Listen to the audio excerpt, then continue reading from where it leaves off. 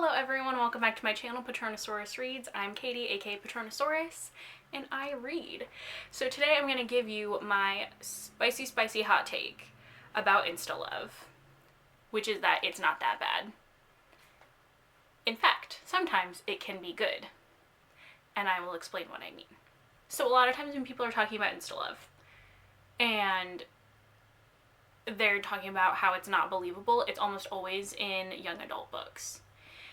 And to me, it is absolutely believable that a couple of 15-year-olds who have never had an intense romantic relationship would think that they're in love after knowing someone for a short time and feeling a really instant connection. Because I don't know if I believe in love at first sight, like in my real human life, but I do believe in, like, being able to click with somebody really well, really fast.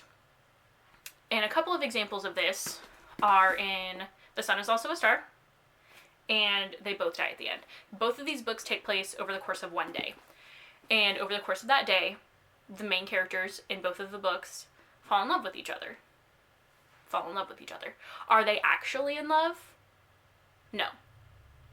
Do they see the possibility of them falling in love and then mourn that loss when they have to be separated for one reason or another? Yes. Is that actually instalove? According to everyone who complains about this trope all the time, yes. But I think if you take a step back and actually look at it and analyze it, you will see that it's not love. The author is not presenting this narrative that these people are actually in love and are going to be together forever and they are soulmates. No.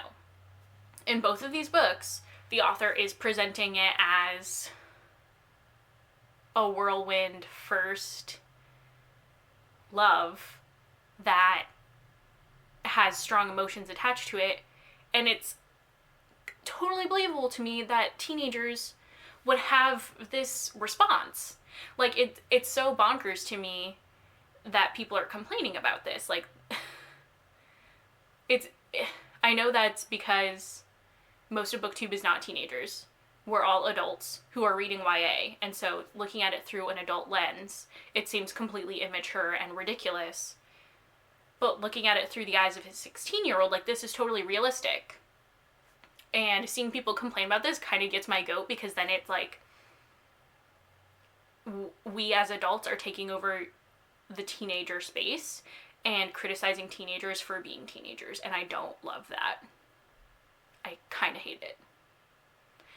There is another situation in which, for me, instalove is forgivable, and that is less to do with teenagers being teenagers and more just with the writing.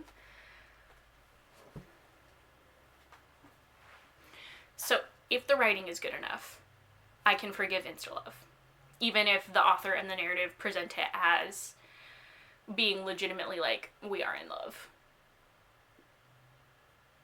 And the author who does this the most is Laini Taylor. It happened in Daughter Smoke & Bone. It happened in Strange the Dreamer. But her books are so lush and so beautiful, and the writing is so good that I'm kind of okay, I don't care. And that, for me, I know that's definitely more personal preference. I know that's not, me criticizing the place of adults reading YA and stuff like that. That is just my personal preference, because the pacing in these books is so slow. Yes, the falling in love part might take place over 2 days, but those 2 days is this much of the book. It's probably close to half. So to me, because the pacing is so slow, it feels much longer than it actually is in real time, if that makes sense.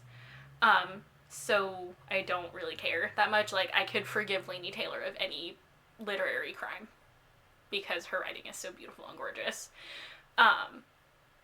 So my main criticism is about adults taking up this space in YA and criticizing young adult literature for being young adult literature. And the other part of my point is that beautiful writing is beautiful writing, and sometimes that can overcome tropes that people don't like. So that was my hot take on why instalove isn't bad.